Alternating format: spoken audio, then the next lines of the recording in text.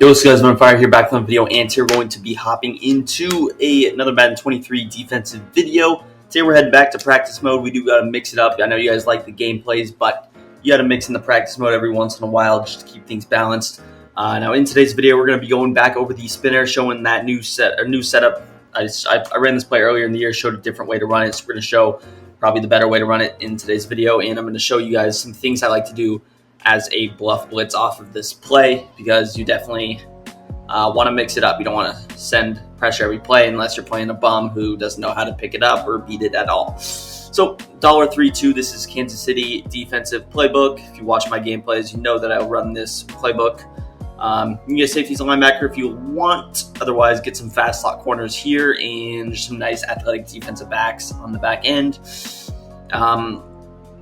Other than that, I mean, you're really golden with everything else. There's not a whole lot. Zone drops, of course, it's man coverage, so pretty much leave everything else the same. Now, we're gonna run like a normal Y off close, nice, decent formation with good blocking options. But for the setup, all you're really gonna do is just pinch your whole defense. Now, against this formation, it's a little bit tricky. These guys kind of go in weird spots. Ideally, you want this guy a little closer. You know, it is what it is. Now, as far as the setup goes, just to start out, all I'm going to do is user this guy on the right, and I'm going to hover here in the middle. Now, of course, you have an assignment with this particular player, and it's going to be to use the running back, because if you notice, there's only 4 players in man coverage. There's going to be 5 people on routes in normal situations, so that's going to leave you to have to defend one of them. So just stand here, snap the ball, and boom, should be easy to pressure. Again, I was more so watching the defensive backs, but of course, you would follow the running back where he goes. Now, taking a look at it, it's pretty simple. Just 2 people free, and it's going to be both of the slot corners.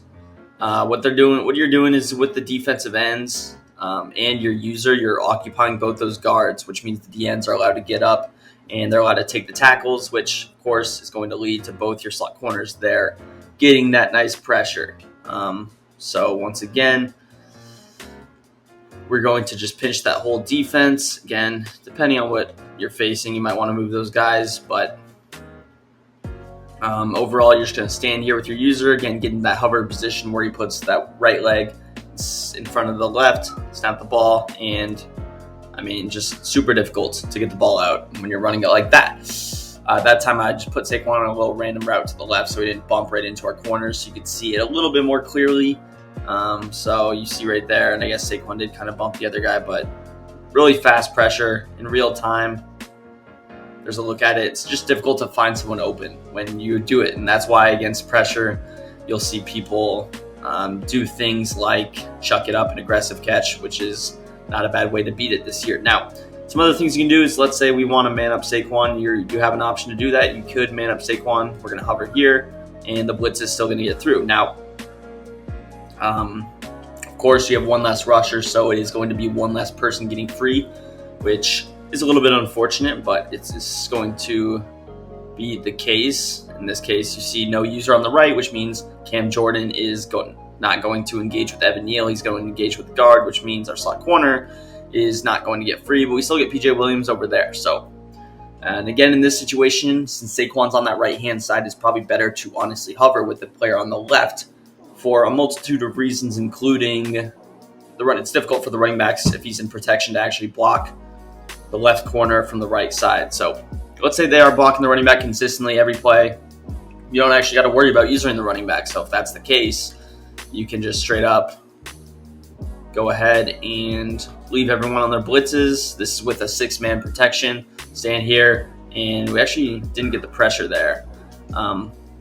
You might not get it every single time. We still do get pressure, but with the blitz didn't really work too well there. We'll try it again here.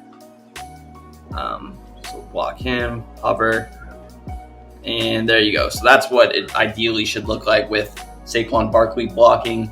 You still get one man free the same way as when we take away a rusher. So in this case, we take away a rusher because we're getting blocked. But again, you get that nice animation. We actually end up getting disengages. This formation can get you some disengages.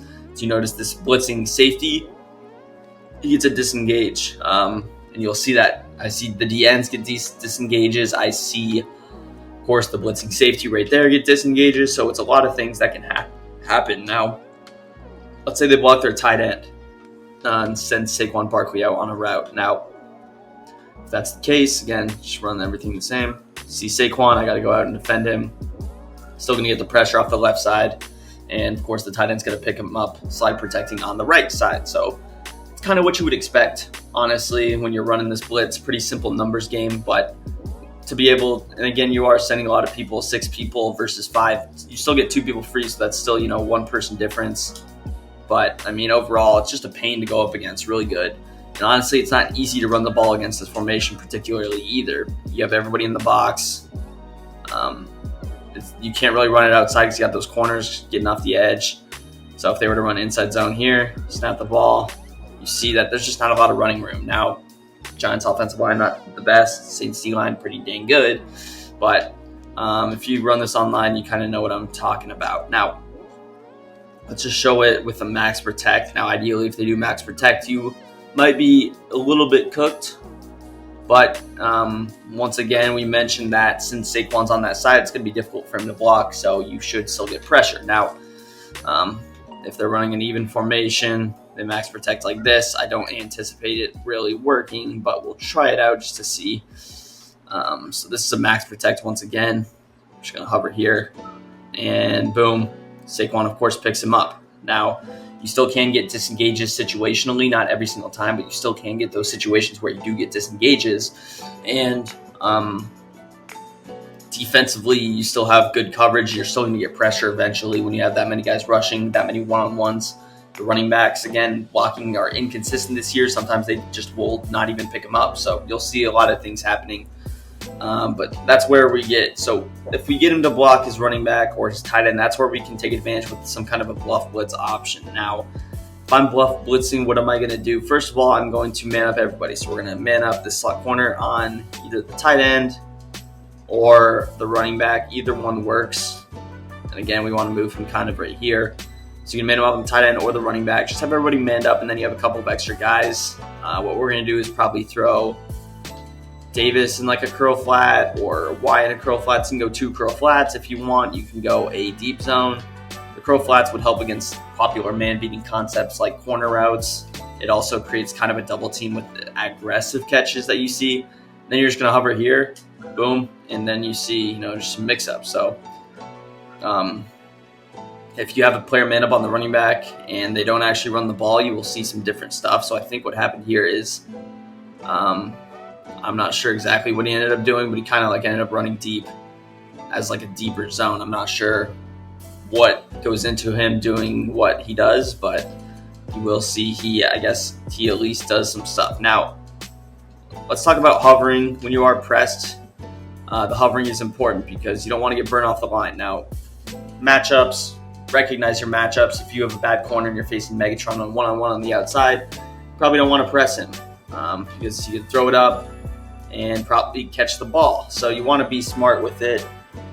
If you do have a favorable matchup, cornerback to wide receiver, you can press traditionally.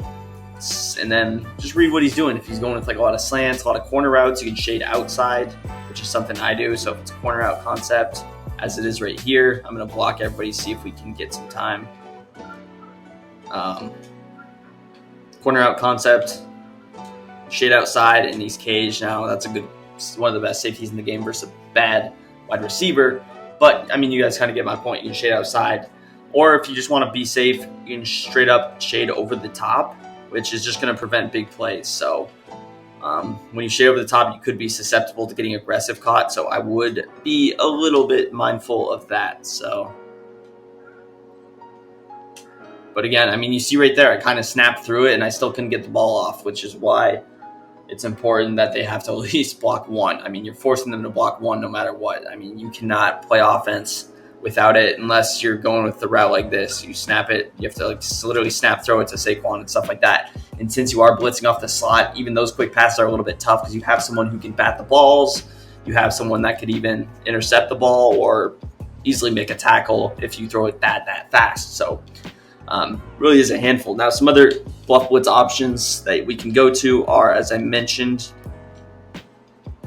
we can, of course, man the linebacker up and go with something like this. If you want, you can, again, go with deep zone. So mix it up that way. If you want to just go with a 3-man rush, what you can do is go with straight up coverage. And again, you're expecting to block the running back, so you having the man coverage assignment of the running back is not that big of a situation that you're facing. So you have 2 curl flats now and a deep zone. You bluff the blitz. He blocks everybody, and he's like, oh, great. Well, he's only rushing 3. Who's open? Nobody.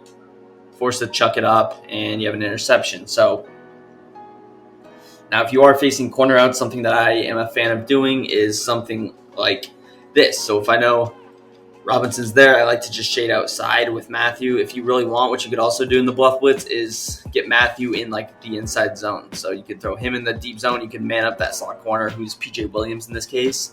And then you can just go A on a curl flat and X on a curl flat. So you could run it like this easily. What? I have to move him inside. Okay, there we go. So I don't know why he was in a soft squat, but here's a look at what you might be doing. And then again, I like to shade outside against the corner out. Again, I got to use their Saquon if he does end up going on a route, which would be unlucky if we bluff blitz and he sent 5 out, but it could happen, so you want to show it. But overall, it's going to do a video. If you guys did enjoy, make sure you drop a big thumbs up, subscribe to the channel down below, and peace. I'm out of here.